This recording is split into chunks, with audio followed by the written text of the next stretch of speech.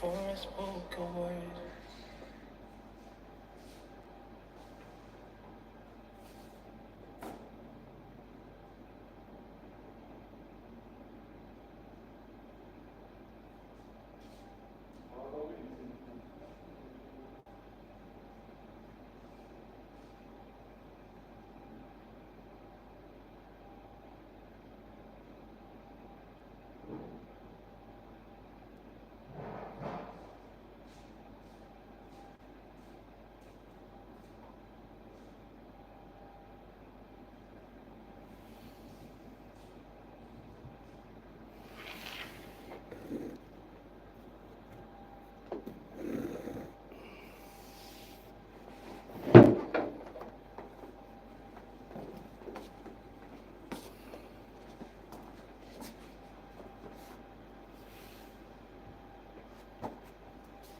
Enter.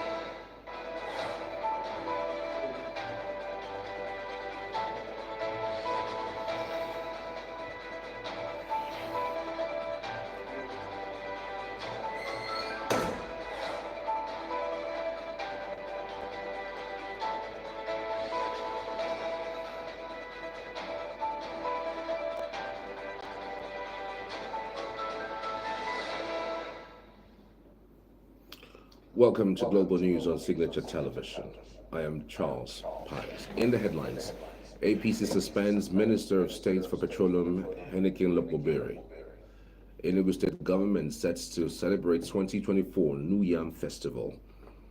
Med9 leaders gather for EU summit amid rising Middle East tensions. And Russian Putin cements ties with Iranian president in Central Asia meeting. Details in a moment.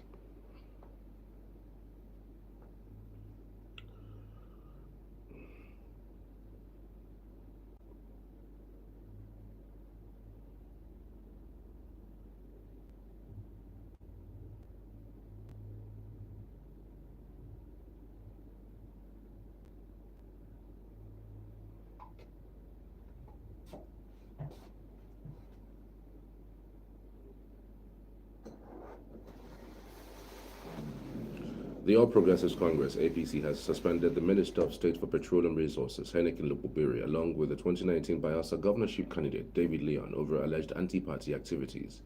Lopobiri and Leon were suspended along with several other prominent figures, including Commissioner for Power, Karim Kumoko, Commissioner for Lands and Survey, Perez Biewari, former APC State Chairman, Jonathan Amos, NEC ex-official member, God bless Diriwari, and Southern Ijaw APC youth leader Sabi Morgan.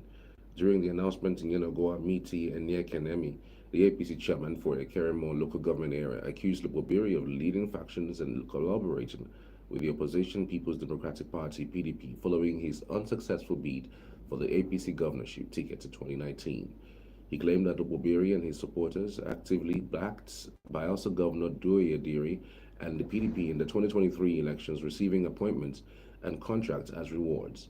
Similarly, the APC Southern Niger local government area leadership, led by Ebikazi Befa, announced the suspension of David Leon and 7 others for undermining APC's National Assembly candidates and conspiring with the PDP in the 2023 governorship elections.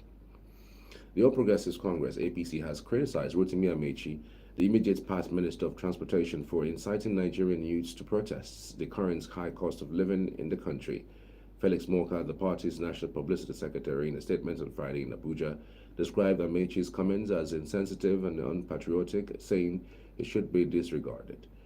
The reports that Amechi, also a former speaker and a 2-time governor of Rivers State, in a recent interview berated Nigerian youths for not protesting against high cost of living in the country. He said Nigerians were highly perceptive, discerning, and mindful that the current economic discomfort associated with the President Bola Tinubu-led administration's inevitable reforms were transient. He said they were also aware that the discomfort would pale into insignificance in comparison to the enduring transformative dividends which were already beginning to manifest. Morka expressed optimism that Nigerians would not be cajoled into taking back through street violence what they handed to the Tinubu-led administration through the ballot, as Amechi and his tribesmen would wish.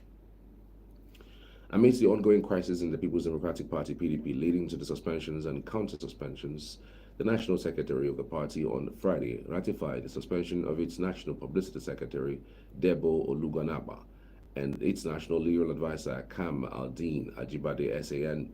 The party, at a press conference held at Wadata Plaza, addressed by the new National Publicity Secretary of the party, Mr. Ibrahim Abdullahi, said the decision was taken by the National Working Committee during its meeting on Thursday.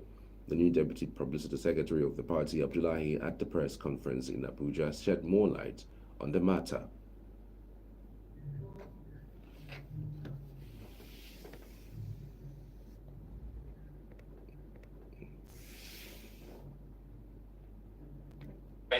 Kamaldin Adeyemi Ajibade SAI and the National Publicity Secretary Honorable Debo Ologunaba, and approved that the 2 national officers should be suspended from all National Working Committee activities while the committee constituted to look into the allegation, carry on with a thorough investigation.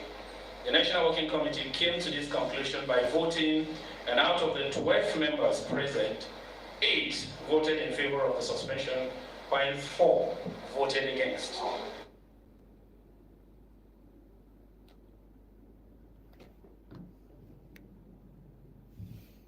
Ibrahim said the party was focused and determined to address all lingering issues in the party, bordering on accusations against some of its officers.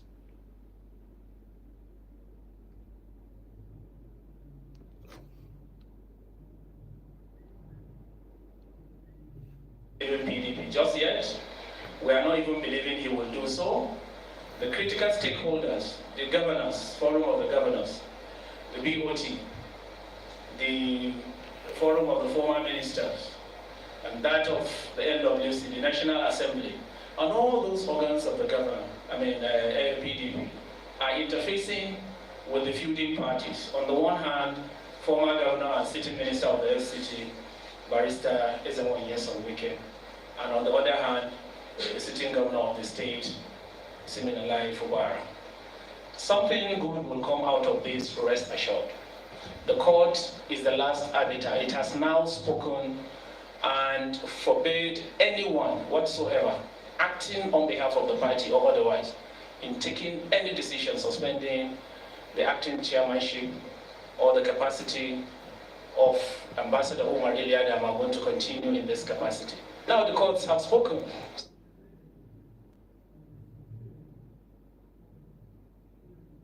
Competent jurisdiction says otherwise. The constitution of the party.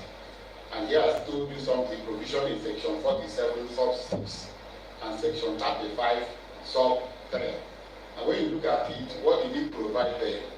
That if in the absence of a national officer, if a national officer is no longer in office, either by resignation or removal or by death, that the replacement should come from the same zone that officer comes from.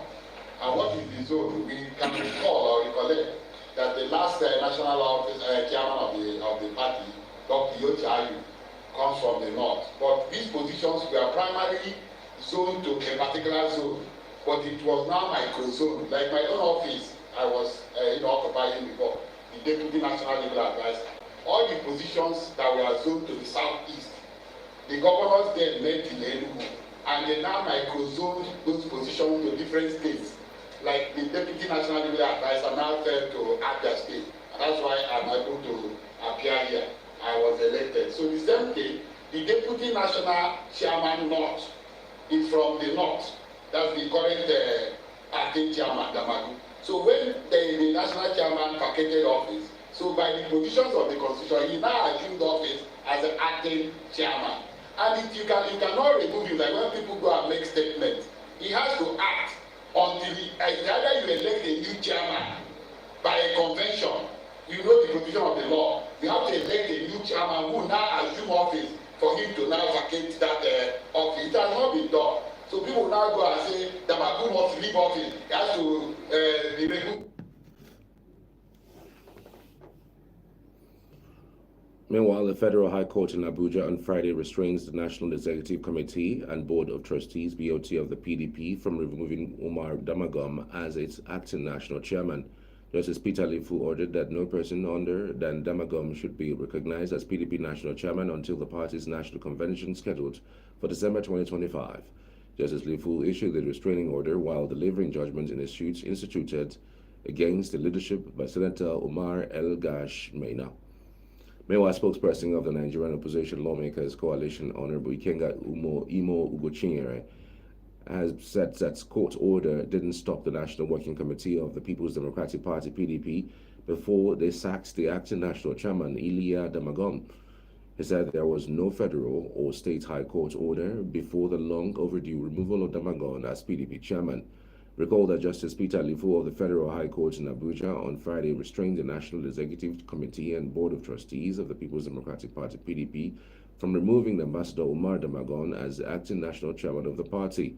The court ordered that no other person must be recognized as PDP national chairman other than Damagum until the national convention of the party is scheduled for December next year. Justice Lifu issued the restraining order against PDP NEC, BOT, and others while delivering judgment in a suit instituted against them by Senator Umar El-Gash Maina. The judge held that in line with the Articles 42, 47, and 67 of the PDP, it is only at the national convention of the party that the national officers can be re-elected.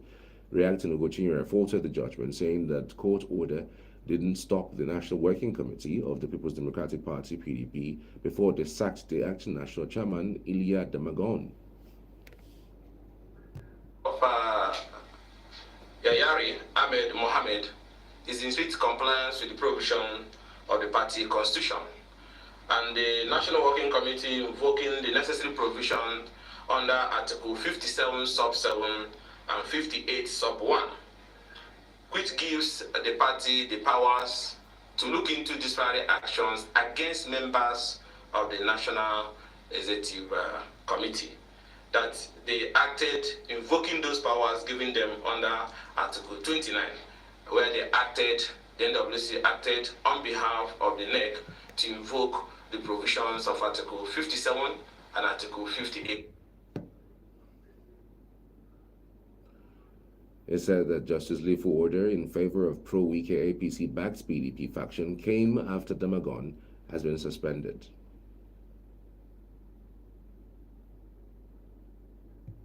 To receive is one that comes from court.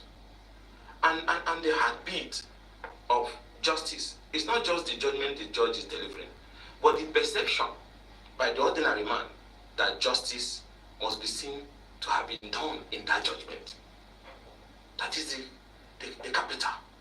When you debase that, when you destroy that, and then tell people come in any injunction you grant, from the same Federal High Court that gave a rule on political expertise. Now, ex-parte applications are flying like the missile Israel is firing into Iran. From the Federal High Court. Bam, bam, left, right, and center. When you think they should stop, they continue. And the new CJN have not picked up his phone to call the CJN. So what is going on with this ex-parte? Is it that you people cook it overnight or what? On every political issue, they come and then you issue it to them. It's on that line that we are shocked when after the NWC have met, consider the heinous case of anti-party activities against Omar Damago and his gang and suspended them in line with Article 58 and 50. He insists that Alhaji Yayari Ahmed Mohammed remains the acting chairman while the party awaits the NEC meeting later this month. He, however, urged the courts to stay away from internal party politics. National Working Committee, we thank the public secretary who have been steadfast. What is the offense of our public secretary? He issued a statement that the election in Rivers for the government election must be allowed to go on. One big man somewhere saw it as an affront because he is in APC, he's in PDP, he owns the two parties. And then so the public secretary must be sidelined. What is the offense of the legal advisor? He wrote a letter that the case that if it is successful, we see our own governor removed by people who are no longer lawmakers. He filed to discontinue that suit in exercise of his constitutional power under the party constitution. The big man feels, the legal advisor should be removed. That is why they attempted the belated attempt to remove them, which failed. So the NWC is now owned, but thank God that these great NWC members has proved to the whole world that this NWC is not owned by anybody. With their courageous decision to invoke the provision of Article 57 and 58 of the party constitution and suspending.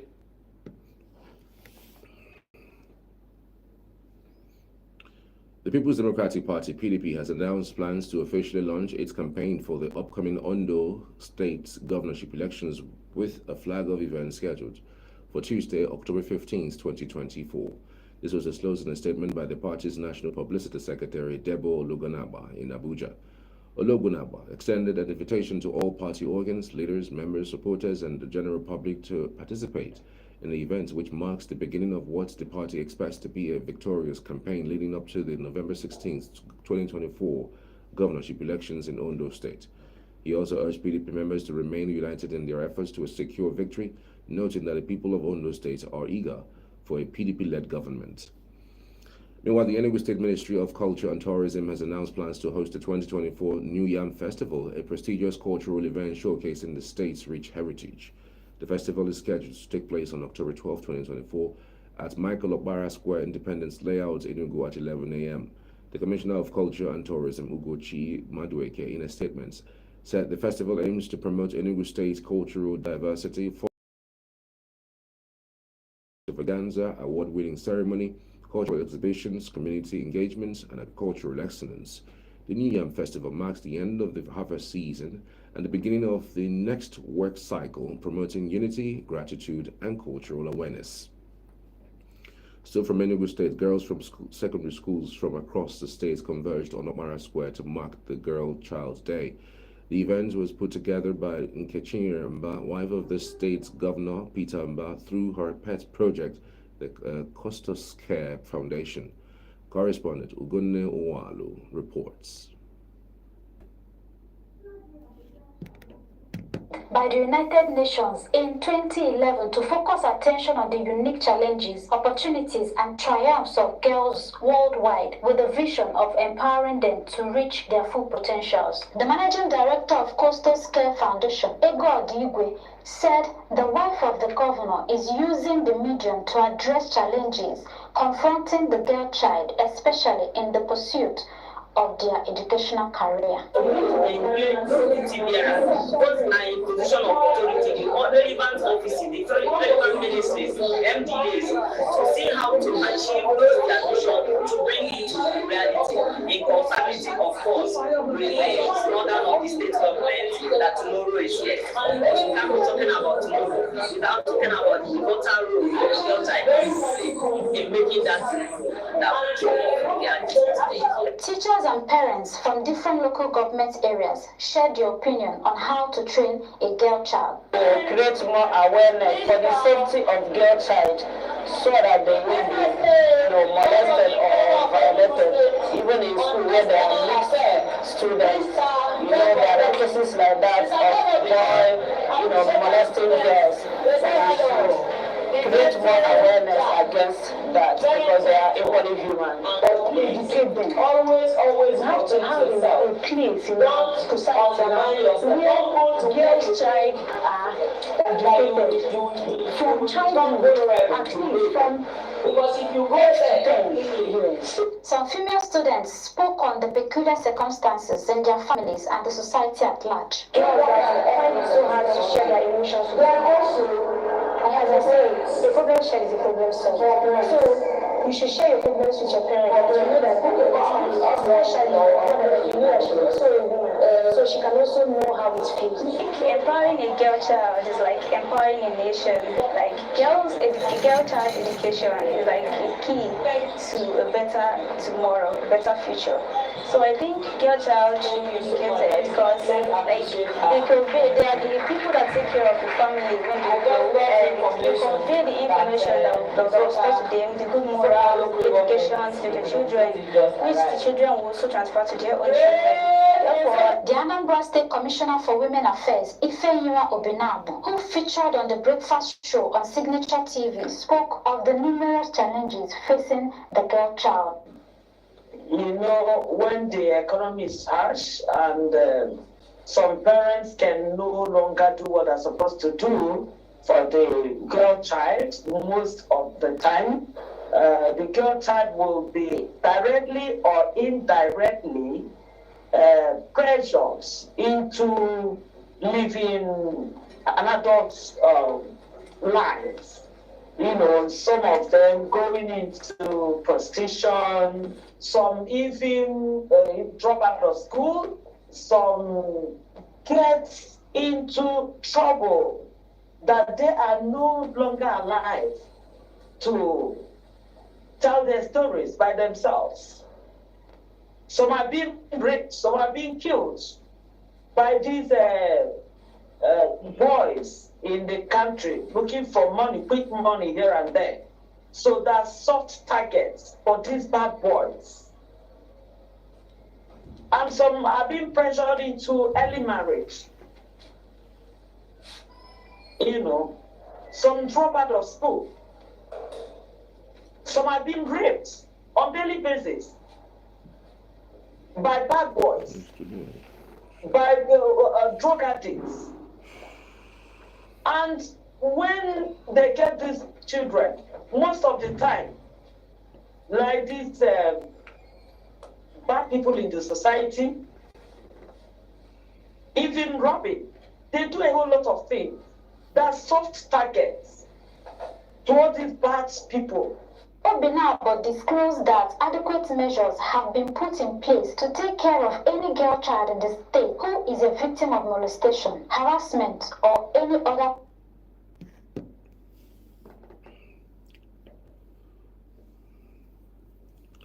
The plight of the girl child is taking the front burner around the world as Nigeria joins the international community in marking the International Day of the Girl Child. Stakeholders promoting gender equality and women empowerment have said that the girl child represents a central factor in Nigeria's growth and development processes. In this report, Signature TV captures the essence of the day. October 11th as the International Day for the Girl Child in recognition. The theme for the year is Girls' Vision for the Future. The emphasis is on listening to the girls and invest in improving solutions, accelerating progress towards a future in which every girl fulfills her potential. And what may be seen as the unusual happened at the Green Chamber on Thursday, when the Speaker of the House of Representatives, Tajuddin Abbas, vacated his seat for a 16-year-old gender advocate, Ms. Isabel Anani, who conducted a special session commemorating the International Day of the Girl Child. This is the first time in the history of the House of Representatives that a sitting speaker would vacate his seat to allow a non-member of the House to preside over plenary. The House joins the global community in commemorating the International Day of the Girl Child. This day highlights the challenges faced by girls around the world while celebrating their resilience, potential, and crucial role in shaping a better future. After taking the seat of the presiding officer, The Shadow Speaker presided over the presentation of a motion by the Chairman of the House Committee on Women Affairs and Social Development, Kafilat Obara, on commemoration of the 2024 International Day of the Girl Child. The House is aware that gender discrimination is a global phenomenon that engulfed many nations of the world due to patriarchy and cultural stereotypes. While other nations have made giant strides in closing the gender gap, Nigeria is still grappling with these issues, starting from access to education, healthcare, and access to basic amenities. Despite Nigeria being a signatory to the Convention of All Forms of Discrimination Against Women, CEDAW, Convention on Child's Rights, and many others, like harmful practices like the female genital mutilation, is still being practiced in some parts of the country, which is a direct violation of human rights of women and, of course, the girls. Adopting the motion, the House resolved to urge the National Drug Law Enforcement Agency and the National Orientation Agency, alongside other stakeholders, to collaborate with schools, community organizations, and religious institutions to educate the public on dangers of drug abuse, promote a drug-free lifestyle, and make provisions for rehabilitation. Consequently, the Shadow Speaker mandated the House Committees on Women Affairs and Social Development and Basic Education Services to engage the National Drug Law Enforcement Agency, Federal Ministry of Education, with other stakeholders by organizing workshops, creating awareness campaigns, and monitoring progress to ensure compliance. I envision a future where every girl, regardless of where she comes from, has an opportunity to flourish, where education isn't seen as a high pedestal privilege, but as an essential tool to equip girls make important decisions that affect them and ultimately the places they come from. According to the United Nations, nearly 1 in 5 girls are still not completing lower secondary school, and nearly 4 in 10 girls are not completing upper secondary school today. As if these numbers aren't concerning enough, they are at a constant risk of harassment and the what-ifs that are associated with violence, which simply should not exist. I want a future where we don't have to combat all the overwhelming experiences of childhood and adolescence alone. Addressing the House, Ms. Anani, winner of the Girl Takeover Initiative, who has just gained university admission to study engineering, emphasized the need for a future where every girl has an opportunity to flourish, where education isn't seen as a high pedestal privilege, but as an essential tool to equip girls to make important decisions that affect them, and ultimately the places they come from. This year's theme conveys both the need for urgent action and persistent hope, driven by the power of girls' voices and vision for the future. And elsewhere in Abuja, stakeholders stated to get the best of the girl child, they must be harnessed early, groomed early, and supported early. According to them, accelerating actions to ensure equity for the girl child is hinged on education and foundation that must remain a priority. The aim of the International Day of the Girl Child is to empower girls and amplify their voices to share the issues they experience across the world and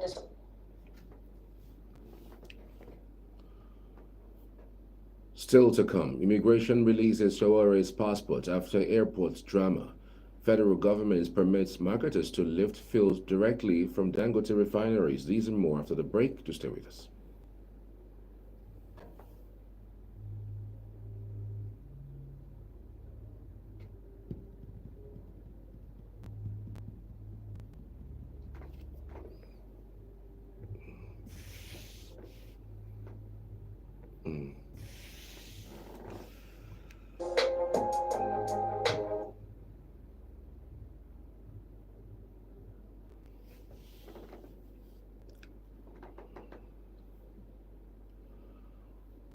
Welcome back. You're watching Global News on Signature Television. Rights activist Amoyele Sowore has disclosed that his passport has been returned to him by officials of the Nigerian Immigration Service. In a tweet via his X handle on Friday evening, the activist noted that this happened after an initial disclosure that his passports were seized. Before now, Sowore stated that he was being subjected to harassment and violation of his rights by the NIS. Sowore, the presidential candidate of the African Action Congress in the 2023 elections, Amoyele Sowore, tweeted The Nigerian Immigration Service continues to subject me to unwarranted harassment and abuse, violating my rights repeatedly. That was not the first time the former presidential candidate has had his passport withheld by Nigerian authorities. In February 2024, the Federal High Court in Abuja struck out the treasonable felony charges filed by the federal government against Owore and Olawale Bakari, alias Mandates. The Minister of Defense, Mohammed Badar, has commended the Joint Task Force South-South Operation Delta Safe for the protection of oil facilities in the Niger Delta. He gave the commendation on Friday during his maiden operational visit to the JTF headquarters in Ibogene, Yenagoa. According to him, he is in Bayelsa to assess the level of success the troops of the JTF has recorded in the past months. He said that the troops had done very well as they had deactivated 1,129 illegal refineries from February till date. That is a very big achievement. He said the troops' destruction of over 1,115 storage facilities, 750 large wooden boats, arrest and appropriate handling of 265 vehicles conveying crude oil and IR products was commendable. The minister lauded the troops for arresting 894 suspects in connection with various crimes and the destruction of about 14 militant sea robbers camps. The Rivers State Ministry of Health, in conjunction with World Health Organization WHO, have launched an integrated massive measles vaccination campaign in the state. The campaign will commence from October 12th through to October 18th. Is the mop-up to take place within 19th and 20th October. It aimed at children aged between 9 and 59 months. The Commissioner of Health, Dr. Adaze Ore, disclosed this in statements in Port Harcourt on Friday.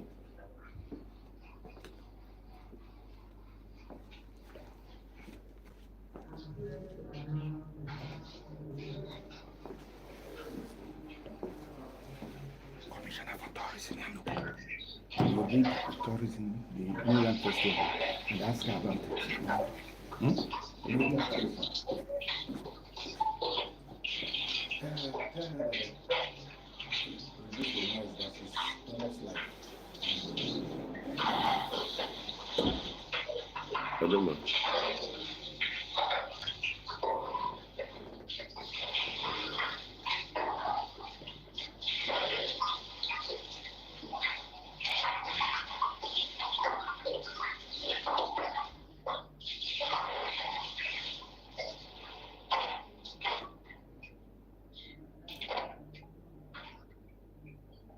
Hello, madam.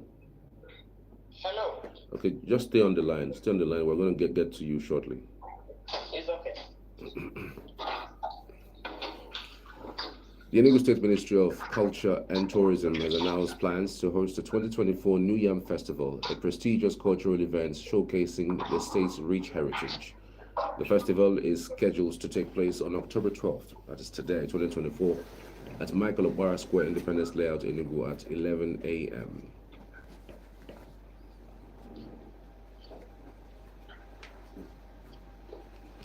The Commissioner of Culture and Tourism, Ugochi Madweke, in a statement said the festival aims to promote Enugu State's cultural diversity, foster community engagement, and celebrate the Igbo cultural heritage. The festival will feature cultural extravaganza, award-winning ceremony, cultural exhibitions, community engagement, and agricultural excellence. The New Yam Festival marks the end of the harvest season and the beginning of the next work cycle, promoting unity, gratitude, and cultural awareness. Joining us to talk a little more about this is the Commissioner for Tourism, Mrs. Ugochi Madweke. Good to have you, madam. Good morning. Good morning. It looks like a very interesting event, so we're looking forward to it. Can you tell us what the people can expect? Oh, well, today, good morning, everybody. Today is a day set aside to celebrate our cultural heritage. Today, we are gathering at Obara Square to thank our chief for a fruitful year, for a bountiful harvest.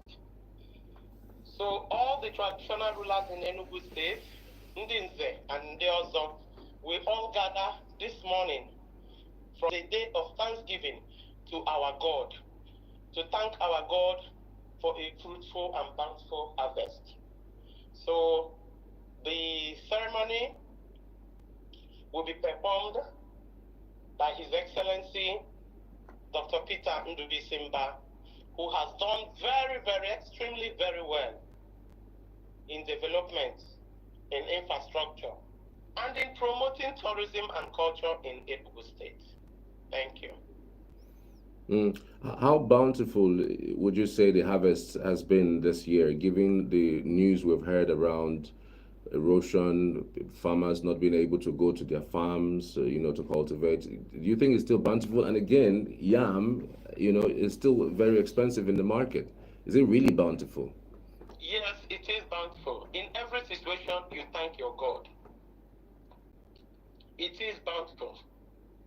Our Ministry of Agriculture is also doing extremely very good, very well. We have the Young Farmers Association. This morning, they are all going to assemble in Opera Square. They are coming from all the 17 local government areas we have in Enugu State.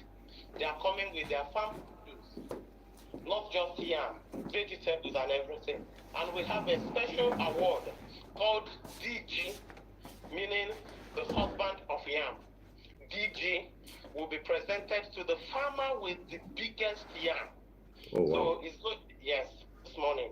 So it's going to be a very interesting and very successful event. I understand that there will be a competition of different farmers who would come to show their bountiful produce as it relates to yam. I know the last time I understand that somebody from Aniri or so won. I can't really remember, but some of the biggest yams actually comes from Aniri. Some places, some would say also Eziago. What are we expecting in terms of how big this yam is? When the person wins, what gift is given to them? Okay, we have a cash prize. We have a cash prize that will not be announcing the amount here, but okay. I'm sure eventually it will be made known.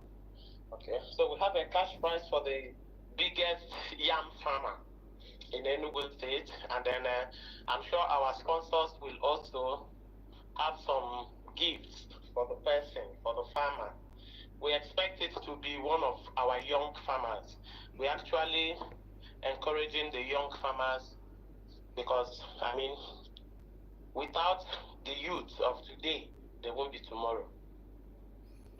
All right. This New Yam Festival, how would it boost the tourism potential of Enugu State? This event is going to showcase Enugu again, put Enugu on the map, showing that Enugu number one is the heart of an Igbo. Every Igbo man is attached, one way or the other is attached to Enugu. So by doing this, we are telling the world that Enugu is safe, that Enugu is a place you can go and invest, that Enugu appreciates and respects our culture. This is our cultural heritage. So today, we're expecting visitors from Port Harcourt, from Anambra, from Imo, from Abia, even from Lagos. Some people are coming from Lagos. So I'm sure that if you go online today, it will be all about Enugu. Okay, I understand there's a lot of people who are going to be coming into the state, just like you mentioned, even from far, into the state. Are there any other activities beside what we were expecting for 11 a.m. all the way to 4 p.m.? Are there other activities? Yes, we have all night, well, not all night, it will be ending in the night. That's the evening segment for the youth, for the Gen Zs. It's called Okay. New Yam Music Festival. Oh, wow, okay. Yes, starting from 6 p.m. But we'll end our own like 4, 5, and then it will just flow into the evening one. Okay. I understand there's also some sort of restriction on vehicular movements, the keke specifically, not vehicle, but keke specifically by 9 p.m. I don't know. But we have other buses. Okay, because people who we have are... other means of transportation. It's not just keke. Okay.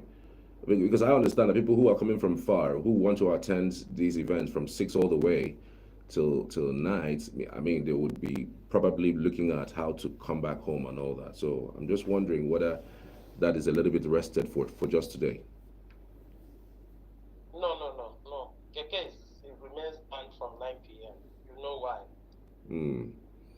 So they will find their way home because there will be other means of transportation.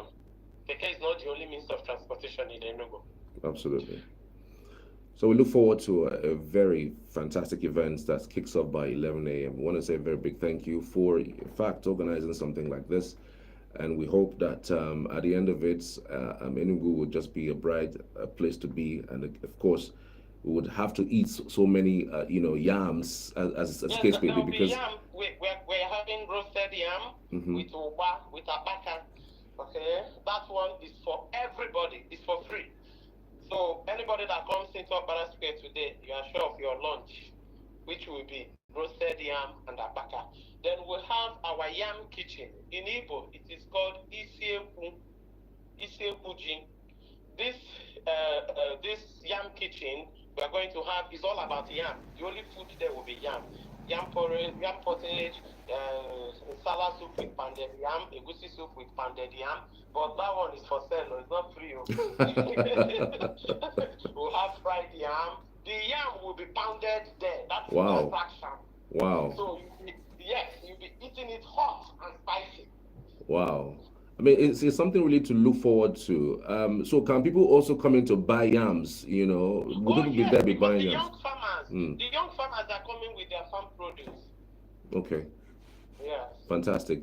I'm just wondering. So we have the farmers market. Okay. We have the farmers market. Then of course we have other vendors who are going to sell other things. Fantastic. I'm also wondering, how about the security, especially going into the nights? I understand that the event starts at 11 and, like you mentioned, ends at 4 and 5. And then the ones for the Gen Z starts from 6 all the way. Are there plans for security across boards, at least within that space and period? Definitely there is. We are working with all the military and the security parastatals. All the security outfits, we are working with them. All right, madam. Thank you so much for your time. I truly appreciate your insights on the program this morning. Thank you. You're welcome. And I know you'll be there. Of course I will be. So just come for your own plate of roasted yam and uba. Absolutely. I'm looking forward to eating pounded yam and salad soup. Put money in your pocket. Food is ready for DTS. Thank you so much, madam. But it will be subsidized. All right, no problem. Thank you so much. Thank you. Thank you. That was the Commissioner for Tourism, Oguchi Madueke, giving us an insight what we could expect from the New Yam Festival that is organized by the Enugu State government. That is due today from 11 a.m. all the way till dawn. All right. Continuing with the news, the Rivers State Ministry of Health, in conjunction with the World Health Organization, WHO, have launched an integrated massive measles vaccination campaign in the state. The campaign will commence from October 12th through October 18th. It is a mop-up to take place within 19th and 20th October. It aimed at children aged 9 and 59 months. The State Commissioner of Health, Dr. Adaze Ore, disclosed this in a press conference in Port Harcourt on Friday.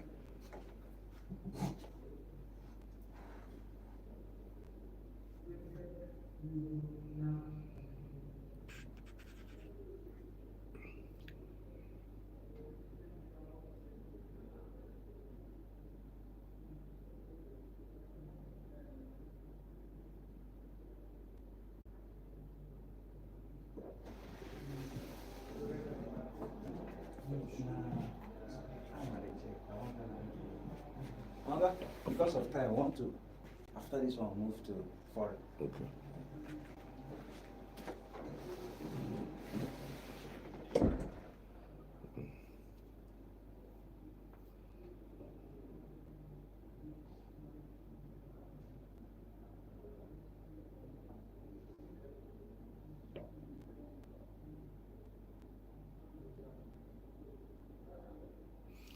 Ore urged parents to avail their children the opportunity to be vaccinated in order to eradicate the disease and called for more collaboration to achieve the objectives of exercise. The inauguration was witnessed by the Executive Secretary of Primary Healthcare Management's Board, Dr. Kanikawo Green, representative of the World Health Organization, UNICEF, and others.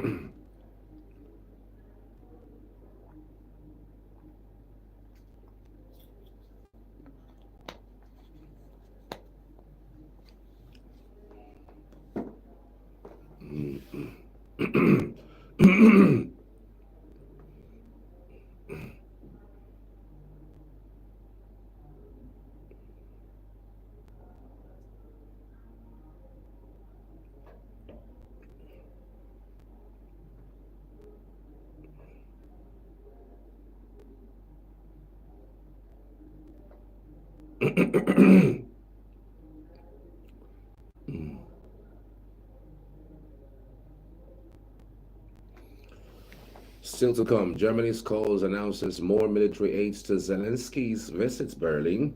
Russia extends detention of U.S. citizen Tater for 1 month. Do stay with us.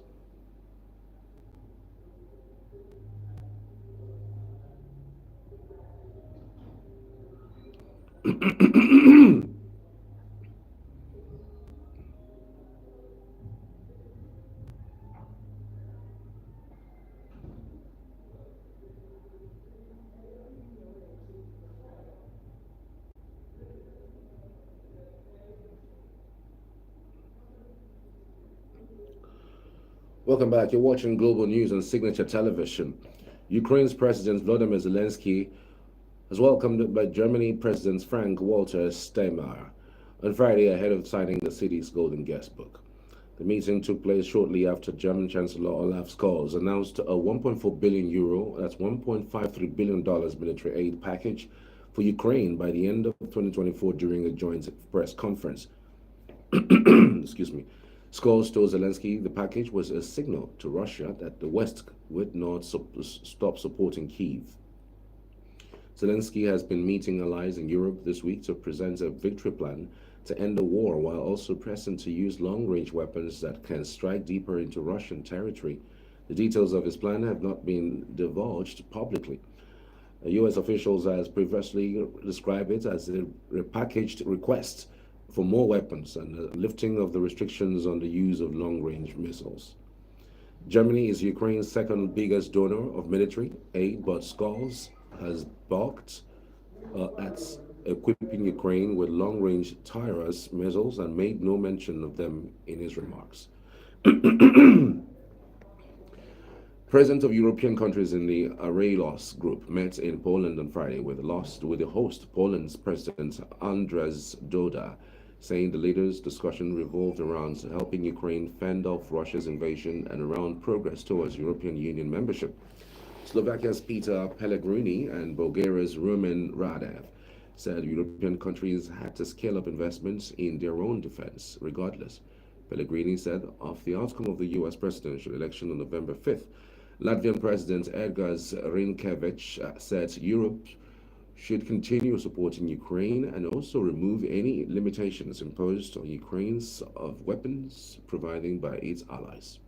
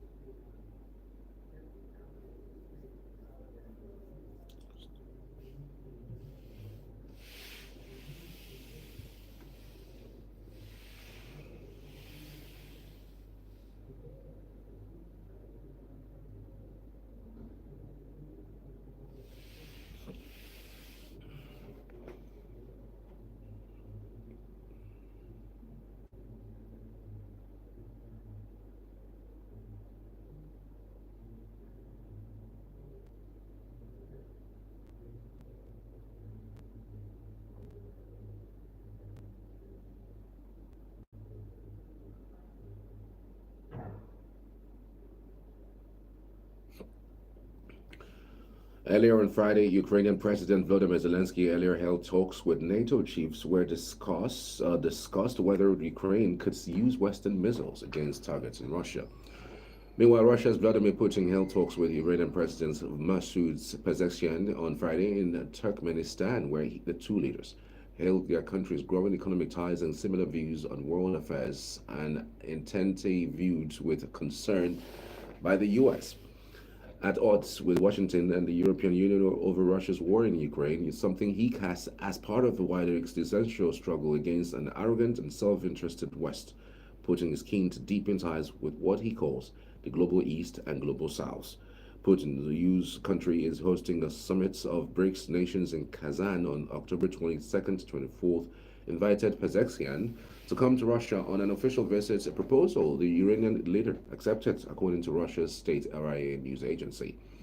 Pezeshkian last month committed his country to deeper ties with Russia to counter Western sanctions. The two countries say they are close to signing a strategic partnership agreement, something Pezeshkian said on Friday he hoped could be finalized at the BRICS summit in Russia later this month. Meanwhile, Cypriot President Nikos Christodoulides welcomed leaders from Southern Europe, Union countries, and King Abdullah of Jordan in Cyprus on Friday amidst escalating tensions in the Middle East as they gathered for the 11th summit of the Southern EU Med-9. Cyprus, the current presiding nation, hosts representatives from France, Greece, Italy, Croatia, Malta, Portugal, Slovenia, and Spain. The discussions are expected to focus, amongst other pressing issues, on the developments in the Middle East and Russia's ongoing war against Ukraine. Chinese Premier Lin Kuan met with leaders of Australia, Japan, and Cambodia on the sidelines of summits at the Association of Southeast Asian Nations, ASEAN. Albanese said he agreed on the timeline to resume full lobster trade by year-end during a meeting with Chinese Premier Lin Kuan, marking the end of a 4-year diplomatic fight that saw tens of billions of dollars of Australian exports locked out of China. In talks with Japanese Prime Minister Shigeru Ishiba, Lee said he hoped Japan could meet China halfway and keep bilateral relations on the right track, Chinese state media reported. The annual summits of the ASEAN included meetings with leaders and top diplomats from India, China, Japan, the United States, Russia, South Korea, Australia, and New Zealand, as well as United Nations Secretary General Antonio Guterres. Japanese Prime Minister Shigeru Ishiba on Friday chaired the second Asian Zero Emission Council in Vientiane as part of the Asian summits being hosted in Laos. Today, I wish to come to an agreement with you on a concrete and tangible action plan for us to work on together with a view to the next decade, Ishiba said in his opening remarks, and outlined agricultural and industrial projects already in place with each of the Southeast Asian countries. Leaders of the 10-member ASEAN were in Laos this week to join the annual gathering to discuss a wide range of regional and global issues with their counterparts and dialogue partners, including the United States, China, Japan, and Russia. Meanwhile, U.S. Secretary of State Antony Blinken reaffirmed Washington's commitment to supporting ASEAN neutrality during the ASEAN-U.S. summit on Friday.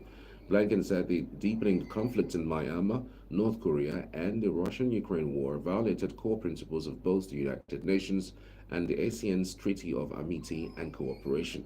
Blinken also reiterated the nation's stance on supporting freedom of navigation and overflights in the Indo-Pacific and stressed the importance of maintaining stability in the Taiwan Strait. The summit, which brought together ASEAN leaders and top U.S. officials, was part of a broader regional talks to enhance bilateral cooperation and address geopolitical tensions affecting Southeast Asia. Still on the U.S. Secretary said that it is primarily up to the Lebanese people to decide the future of their country amid what saw as deep concern in Asia about the conflict in the Middle East. Speaking in the Laotian capital after attending the ASEAN East Asian Summit, Blinken said concerns about the Middle East came up in conversations with other leaders, during which he reiterated Washington was dedicated to diplomacy to control the situation. Blinken also said that the United States was directly engaged with Israel to stress how imperative it was that the humanitarian needs of people in Gaza are met.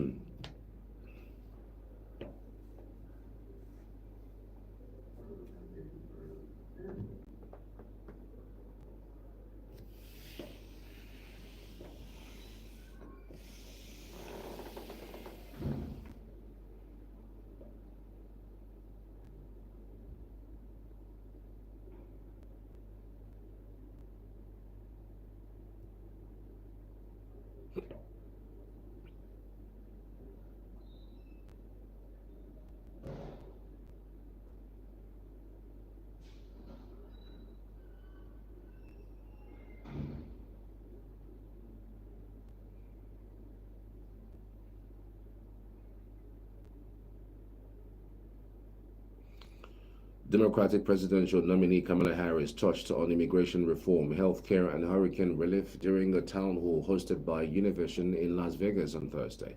During the event aimed at engaging Latino voters, Harris emphasized the government's ongoing efforts to provide disaster relief and resources from FEMA and reassured hurricane victims of their entitlement to federal aid. Harris also criticized Donald Trump for stalling a border security bill so that he could run on a problem instead of fixing a problem. When asked by a member of the audience to name 3 virtues of Donald Trump, Harris commended his love for his family, but admitted to not knowing him well personally.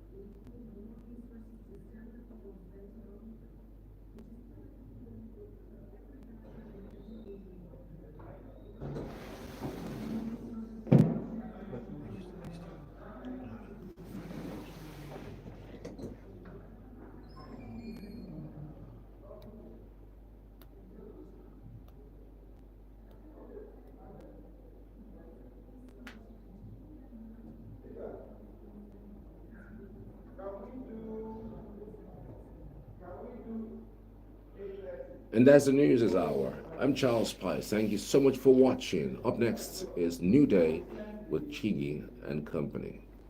Good morning.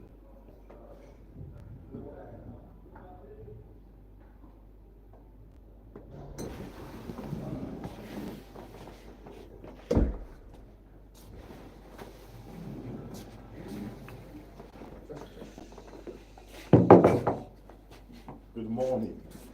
Just off. So, Just the no rush. oh yeah, make I rush. You know I'm making rush. I don't know what they have planned. Morning, sir. Good morning. I don't know what our people have planned, but